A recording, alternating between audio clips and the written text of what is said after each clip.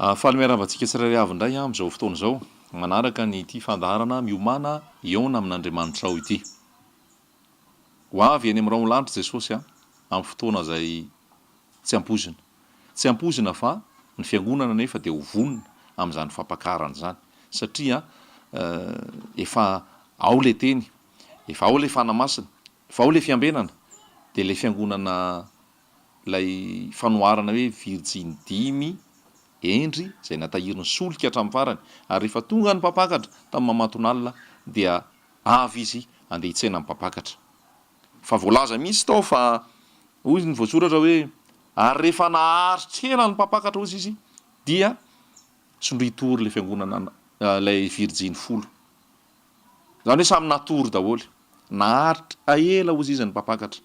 Fa le 5 tao anatin'izay fotoana izay natahirin'ilay solika. Zany hoe ao anatin'izay hoe naharitra ela zay dia mila faharetana sika. Androany ny fampianarana men'ny tompo antsika dia izao hoe mahareta hatramin'ny farany. Mila manana faharetana sika. Tsy izay manomboka no tena zava-dehibe fa izay mavita hatramin'ny farany. Ary io fiarahana amin'i Jesosy io tsy herintaona, tsy 2 taona, tsy 3 taona, tsy 4 taona, dia hoe aok'izay fa aleo reraka, fa Jesosy ny mametra an'io ary izy mahalala ny fotoana. Ny ray andro aminy tahaka ny 10 taona, ny 10 taona tahaka ny ray andro, tsy fantatsika mihitsy.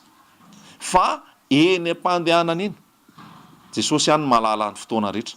Raha ohatra tonga dia nampahafantariny antsika dia mety tena ho natahotra tsika, mety tonga dia niembotsika, mety tonga dia kifotsika, satria betsaka ny ady, betsaka ny fitsapahana, betsaka ny fizahan-toetra, betsaka ny fanenjehana, betsaka ny zavatra mety ampitebiteby sy ampahayafa amin'ireny rehetrarehetra ireny. Voalaza ao amin'ny Romanina 9 hoe manoatra no mpandresy isika amin'ny alalan'ilay tiantsika.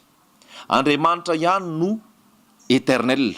Le éternel dia tsy inona fa lay malala ny tany aloha, malala ny ankehitriny, malala ny ho avy. Izy no mahafantatra an'izay. Ary tsy ampahafantariny antsika ny amin'izany ho avy zany fa izy no miandraikitra ny amintsika. Fa ny apetrany amintsika dia izao mahareta ao aminy, manana faharetana ao aminy.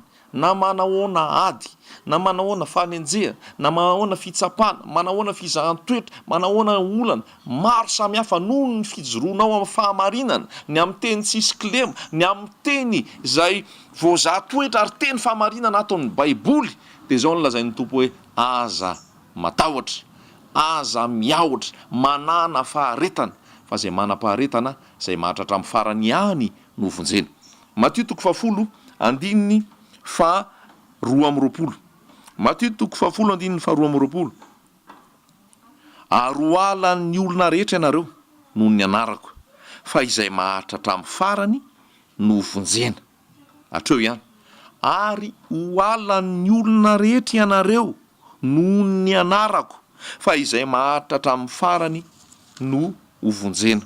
Fa aminanina ny lazain'i Jesosy ity ao amin'ny Matio 10:10 ity milaza izao amin'ny 9:20 ohatra hoe izao maniraka anareo tahaka ny ondry eo afovoan'ny ambodia. Any hoe ny fiainantsika fiangonana Jesosy Kristy, izao mpino, izao kristianina, izao manana an Jesosy, dia fantaro ny toerana misy ianao hoe ianao dia tahaka ny ondry. Ary ondry aiza ianao? Ondry afovoan'ny ambodia. Zany hoe inona dikan'izay? Misy mila tsy namanao daholo ny eo akaikinao eo, tsy fandriampahalemana foana ny manodidina anao, tsy mizotra tsara araka izay eritreretina daholo ny zavatra misy eo, fa manodidina anao eo dia hoy izy hoe tahaka ny ambodia, tahaka ny ondry afovoan'ny ambodia. Zany hoe eo ampovoany ondry, matoa ampovoany izay zany anankiray zany ohatra, matoa zao ny eo ampovoany dia misy maromaro manodidina, zany hoe ohatrany hoe vitsitsika le ondry ary manodidina antsika eo ambodia daholo. Petera dia nilaza mihitsy hoe miambena fa ny devolo fahavalonareo mandehandeha tahaka ny liona mitady izay arapany. Zany hoe ny zavatra misy atsika, ny toerana misy atsika, zanak'Andriamanitra, mpino, ondry zany malemy, ondry zany kely hery, ondry zany ataoko hoe indraindray ara tsy manana fahalalana be, ondry zany dia marefo, nefa ataon'ny tompo mihitsy tahaka ny ondry eo von'ny amboty. Inona ny tia nylazaina am'izay? Tia nylazaina am'izay de zao tsy atsika ny hery, tsy atsika ny fahaleovana, fa ny herintsika de Jesosy Kristy. Ny fahaleovantsika de Jesosy Kristy, ny tanjantsika de Jesosy Kristy. Dia miteny izy ato anatin'ity zany hoe irahako nareo alefako nareo mitory teny alefako nareo mitory filazantsara, alefako nareo mitory ny tena fahamarinana, ny teny tsisy kilema, ny fibebahana, ny fahamasinana, ny tahotra an'Andriamanitra, ny herin'ny azo fijaliana, ny fiverenan'i Jesosy, ny fanekenan'i Jesosy ho tompo. Irahako nareo hoe anambaran'izany filazantsara zany. De zao ny zavatra isy betsaka ny fahagagana ao ataonareo. Ny marary ho sitrana, ny maty hitsangana, ny boka ho voadio, zany hoe ho afaka amin'ny fahotana, ny demoniaka ho afaka, ny andevon'ny fahotana ho afaka any am'izany, satria manana le hery sy fahefany ianao ao anatinao. Ary indrindrandrindra hijoro amin'ny fahamarinana ianao, ary ilaza zay tsy ankasitrahan'Andriamanitra ho amin'ny olona. Iraka napetraka Andriamanitra ho an'i Isaia de zao, ezao ny fiantsonao fa aza atao malemy, ambarao amin'ny oloko ny fahadisony. Zany hoe ny iraka napetraka de tsy hoe hanafosafo, tsy hoe hanampitamby, tsy hoe ilaza teny fampaherezana sy ilaza fiadanana, nefa ao anaty ao misy fahotana mila ialana, misy lainga ialana, kolikoly, tsolotra, risoriso, zay filazantsika azy. Fa milaza nefa fa kristianina, milaza fa zanak'Andriamanitra, any am-piangonana rehefa alahady na sabotsy, nefa ny toetra, ny fomba atao de resaka kolikoly, resaka lainga, resaka alatra, resaka tsy fahamarinana, resaka fangalaram-padin'olona, resaka fampirafesana, resaka tsy fitiavana. De izay no ambaran'ny tenin'Andriamanitra, tsy hiteny am'izany olo zany mihitsy hoe fiadanana ho anao, tsara ny tompo, mahereza ianao. Mamitaka olontsika raha zany no ataontsika. Iverin'ny olona fa milamina ny fiainany, misy fiadanana, misy fitsaharana, misy filaminana, tonga ny fitsaran'Andriamanitra, tonga ny fiverenan'i Jesosy, adino eo izy. De iza ny tompona andraikitra? Izao ny tompona andraikitra, satria izaho tsy nampitandrina anao ny amin'ny hoe ialao ny fanao ratsy, fadio ny fanao ratsy, miova, miala amin'ny fahotana, miala am'izay tsy ankasitrahan'Andriamanitra, fa izaho lasa niteny taminao fotsiny hoe miadana ianao hoe, milamina ianao hoe, mitsodrano anao hoe, ho ambiny no hotahina, anana karena be, anana zao rehetrarehetra ao, kanefa ny fonao tsy tafavana amin'Andriamanitra. Kanefa ny fonao tsy voadion'i Jesosy Kristy tamin'irany, kanefa Jesosy tsy manjaka ao anatinao, de lasa mamitaka anao ara zany ny fitoriana ataoko aminao. Ary zay ny mahatonga ny Isaia ny rahan'Andriamanitra de niteny hoe ezao mafy ny fiantsonao, ezao ny fiantsonao fa aza tao malemy, ambarao amin'ny oloko ny fahadisony. Zao ny voalaza ao amin'ny tenin'Andriamanitra ao amin'ny epistily sorata amin'ny Petera, zay soratra rehetra nomeny ny tsindrimandrin'Andriamanitra dia mahasoa koa ho fampianarana, ho faharesen-dahatra, ho fitezana amin'ny fahamarinana, ho fanitsina zay diso. Ho fanitsina zay diso. Zany hoe misy fahadisoana, misy tsy fahamarinana, misy mibiloka, de mila entina ny tenin'Andriamanitra hanitsina an'izany. De indraindray ny olona rehefa hitorianao ny fahamarinana, hitorianao ny zavatra tena izy mba hialany amin'ny tena tsy izy, dia misy ny tezitra, misy ny tsy faly, misy ny mialona, ary misy ny makahala. Tsy atao magaga zany, satria izay nahazo ny apôstôly tamin'ny rehefa nitory an'i Jesosy izy. Tsy atao magaga zany, izay nahazo ny mpaminany rehetrarehetra taloha an' Jesosy, rehefa nanambara ny teny avy amin'Andriamanitra izy. Ny mpaminany zany ke tsy hanampitamby anao rehefa tonga, ny mpaminany zany tsy androtsirotsy anao ny zavatra ho teneniny, fa ny mpaminany zany ilaza zay tsy mety, ilaza zavatra tsy marina, ilaza zavatra tsy araka ny tenin'Andriamanitra, mba hahatonga ny olona iova ahazo ny famonjena ary andositra ny fahatezeran'Andriamanitra. Zay no mahatonga zao fandarana miomana eona amin'Andriamanitra ao zao, zay ataoko hoe indraindray manitsitsy, indraindray mivantambatana, indraindray tena milaza zay tokony ialana rehetra, satria ny rahan'Andriamanitra zay ilazan'izany. Ary tsy olombelona ny ilana fity, tsy olombelona ny ilana sitraka, fa lay maniraka ny teniny no tanterahana, ary ny tanjona de fitiavana anao mba hiala amin'ny ratsy ary andositra ny fahatezeranao avy, hanananao fiainana mandrakizay. Izay ny tanjona, ary zay matoa ilazan'izany rehetrarehetra zany, de noho ny fitiavana atao anaty ihany koa. Raha tezitra amiko ianao, raha mankahala ianao, raha tsy faly amiko ianao, ataoko ahoana fa ianao ary manao an'izany? Fa Andriamanitra ny maniraka Andriamanitra miteny amiko, Andriamanitra mampilaza azy tokony ho lazaiko ary tsy maintsy lazaiko, tsy maintsy ambarako satria izay ny fahamarinana ny lazainy. Atonga fiainana ho anao izany. Mety hanafotoana anao izy amin'ny voalohany, mety tena hoe asorenanao mihitsy, fa rehefa mandinika ianao, rehefa mipetraka tsara ianao, dia hoe ianao fitiavan'Andriamanitra azy zany mba hialako amin'ny ratsy any atonako an' Jesosy Kristy. Dia te hampahery antsika tsirairay avy ahako, indrindrandrindra ianao izay manana an' Jesosy, ianao izay mitory an' Jesosy, ianao izay mandeha amin'ny fahamarinana, tsy ao anatin'izao tontolo izao, tsy firaisana tsokombakomba amin'ny ratsy, tsy ao anatin'ny fomba tsy araka ny tenin'Andriamanitra, fa mijoro amin'ny fahamarinana. Dia izao no lazain'ny tenin'Andriamanitra, ho alan'ny olona rehetra nareo noho ny anarako. Ho alan'ny olona rehetrarehetra nareo. Tsy niteny izy hoe noho ny ara-tsy toetra nareo, tsy niteny izy hoe noho ny fomba ratsinareo, tsy niteny izy hoe noho ny tsy fitandremanao sy ny fahadisoanao, fa hoy izy hoe ho alan'ny olona rehetra nareo noho ny anarako. Anaran'izy io Jesosy Kristy, lay Andriamanitra tokana, lay mpanalalana tokana amin'Andriamanitra sy ny olona, zon'ny olona famonjena. Ary rehefa manambara an'io Jesosy tena izy io ianao, dia betsaka ny mangala, betsaka ny tsy tia, betsaka no voasembatsembana ny amin'ny zavatra rehetrarehetra ataony ka tsy tia ny toeranao eo. Nahazo an' Jesosy nge dia zao rehefa nanambara ny teny fahamarinana an' Jesosy tany amin'ny sinagoga, ny hafarany dia tsy zaka ny mpisorona, tsy zaka ny Sinedrina, tsy zaka ny fariseo, tsy zaka ny sadoseo, tsy zaka ny mpanora-dalàna, dia noroasiny tsy ho ao an-tempoly, noroasiny tsy ho ao sinagoga intsony, dia tany anefitra Jesosy no nitory. Ho alan'ny olona rehetra reo no ninarako. Jesosy ara alany, Jesosy lazainy fa Belzebub. Ianao moa iza no ilazany ianao ozy, zay ny lazany tenin'Andriamanitra. Manasa antsika maky an'io Matthieu 7:12 io, fa be da be ny zavatra hiantra. Ny ray anao mety tsy ho tianao fa ankaranao noho ny fijoroanao amin'ny fahamarinana, ny ray aman-dreninao, ny rahalahinao, ny anabavinao, ny zokinao, ny zandrinao, ny mpiara-miasa aminao, ny manodidina anao rehetrarehetra noho ny fijoroanao an' Jesosy. Dia raha ohatra ka reny no jerenao, dia mety hiempotra ianao hoe tena aleo za hiempotra fa toa tsy tian'ny olona ako, aleo za hiempotra fa tena mafy izy zany. Fa zao no lazain'ny tompo amintsika hoe ho alan'ny olona rehetra nareo noho ny anarako, fa zay mahatratra amin'ny farany ihany no vonjeny. Jereo ireo mpaminany rehetrarehetra ireo, Ezekela, Isaia, Jeremia, Mika, ireo mpaminany rehetrarehetra ireo rehefa nalaza ny tenin'Andriamanitra, tsy moramora nge nahazo an'ireo.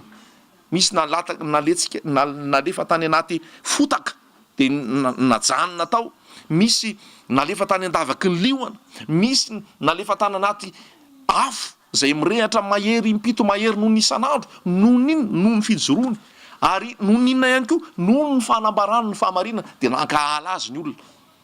Dia indraindray ianao ampitahorin'ny olona hoe ianao manaratsy anay, ianao manaratsy fiangonana, ianao miteny ratsy an'izao zao, ianao to tsy hisy fitiavana, dia iny ianao fa mitady hembotra, iny ianao fa mitady atahotra, iny ianao fa mitady hitsoka. Mijoroa amin'ny fahamarinana noho ny fitiavana. Rehefa miteny kosa aloha dia noho ny fitiavana, noho ny fitiavana an'ilay olona mba azo ny famonjena, fa tsy ampahasiahana na ampahatezerana na aranofo, tsy araka ny tenin'Andriamanitra indray zay, fa vokatry ny fanahy. Ny zavatra nataon'i Jesosy nge rehefa tonga tao amin'ny tempoly Jesosy, ndroasiny tao amin'ny tempoly, tsy nidiky zany fa ratsy fanahy Jesosy, tsy nidiky zany fa masiky Jesosy, tsy nidiky zany fa tsisy fitiavana Jesosy, satria ndroasiny, satria tao dia nisy mpanakalo vola, nisy tao mpivarotra voromailala, nisy tao mpivarotra omby amanosy ondry. Dia ozy Jesosy hoe tsy rariny zao, tsy mety zao, satria ny tranoko atao hoe trano fivavahana, ianareo manao azy ho zohy fieren'ny jiolahy. Be da be ny trano fivavahana amin'izao no zohy fieren'ny jiolahy. Zany hoe tsy hitondra olona amin'ny famonjena, tsy hitondra olona amin'ny fibebahana, tsy hitondra olona amin'ny fahamarinana, tsy hitondra olona ho amin'ny tahotra an'Andriamanitra sy amin'ny fahamasinana, fa anafina an'ilay fomba ratsy, anafina an'ilay toetra ratsy, anafina an'ilay fanao ratsy, ary konokononina, afepenina, rakofana amin'ny hoe kristianina, rakofana amin'ny hoe fivavahana, rakofana amin'ny hoe anaram-piangonana, rakofana amin'ny hoe asa natao sy ezaka natao mba ampandrosoana ny asan'Andriamanitra. Kanefa ao anaty ao dia misy loto, misy langy, misy kolikoly, misy fahamarinana, misy risoriso, misy langy, misy fanambakana, misy fampirafesana, misy ody ratsy, misy fanompotsapy. Halan'Andriamanitra zany, ary mila esorina, mila ialana. Raha ianao mila mijoro manana an Jesosy, aza miembotra fa ambarao zany rehetrarehetra zany mba tonga ny olona azo ny famonjena. Fa voalaza hoe ho ankalan'ny olona ianao, olona vany ilako fitisa Andriamanitra. Raha mbola mila sitraka amin'olona dia tsy ho mpanompon'ny Kristy. Miteny ianao fa tsy ankasitrahan'Andriamanitra intsony zany dimy zany fa efa lany andro ny fahafolo-karena. Mijoroa amin'izany na hoenjehan'ny olona sy ho ankalain'ny olona ary ianao, fa zany ny fahamarinana. Miteny ianao fa tsy ara-baiboly, ny resaka fivarotana tenin'Andriamanitra, fivarotana filazantsara, fivarotana filazantsara amin'ny alalan'ny rindran-kira ara-pilazantsara andoavam-bola tsy araka ny sitrapon'Andriamanitra miteny ianao fa tokony ho Jesosy ny lohany fa tsy olombelona ny lohany, tsy pastera ny lohany na mpitondra fivavahana no lohany, dia ho ankalain'ny olona mila lazainao ny fahamarinana satria izay ny fahamarinana, Jesosy no mila lohany amin'ny zavatra rehetrarehetra. Vakiantsika ny Hebreo 10:9-10. Hebreo 10:9-10 dia hoy ny voasoratra hoe fa tokony hanana faharetana ianareo mba azonareo izay lazain'ny teny fikasana rehefa vitanareo ny sitrapon'Andriamanitra, fa rehefa afaka kelikely dia ho tonga ilay ho avy fa tsy hita rehetrarehetra, ary ny oloko marina dia ho velon'ny finoana, fa raha miembotra izy dia tsy sitraky ny fanahiko, fa isika tsy mba naman'izay miembotra amin'ny fahaverezana fa naman'izay mino ho amin'ny famonjena ny fanahy. Apetraka amintsika tsara zany tenin'Andriamanitra zany androany. Ianao zay milaza fa converti, ianao zay milaza fa nateraka indray, ianao milaza fa nateraka avy any ambony, ianao milaza fa efa nandray an' Jesosy Kristy, betsaka ny adinao amin'izao fotoana, ankalain'ny olona ianao, itenanan'ny olona ratsy ianao, endrikendrehan'ny olona ianao amin'izay zavatra tsy nataonao, satria noho ny anaran'i Jesosy dia mankahala anao izy. Dia zao no lazain'i Jesosy hoe manana faharetana, ny fanamasina ao anatinao, mandeha ianao. Dia hoy ny voalaza hoe izay miandry an'i Jehovah dia mandroso hery, elatro no akarany tahaka ny voro mahery, tahaka ny voro mahery, manana fahefana zany, manana hery zany, andeha izy fa tsy ho reraka, hiazakazaka izy fa tsy ho sasatra. Voalaza hoe miandry an'i Jehovah mandroso hery, voalaza hoe mahazo hery eny am-pandehanana izy, mila manana faharetantsika. Ao amin'ny tenin'Andriamanitra ao koa dia zao ny voalaza, Lioka 2:7-7, Lioka 2:7-7 dia zao ny voasoratra hoe amin'ny faharetanareo no atananareo ny ainareo.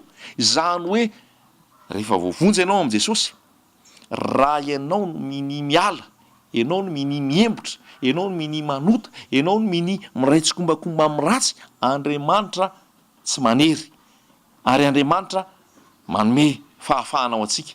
Ka raha ianao no miala dia Andriamanitra mandahanao. Zany hoe matoy izy miteny hoe izay mahatratra amin'ny farany no vonjena, dia misy zany ny tsy aharitra ao.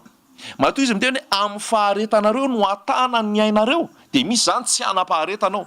Porofo zany nge le 10 Virginy 10 adala sy ny 10 endry.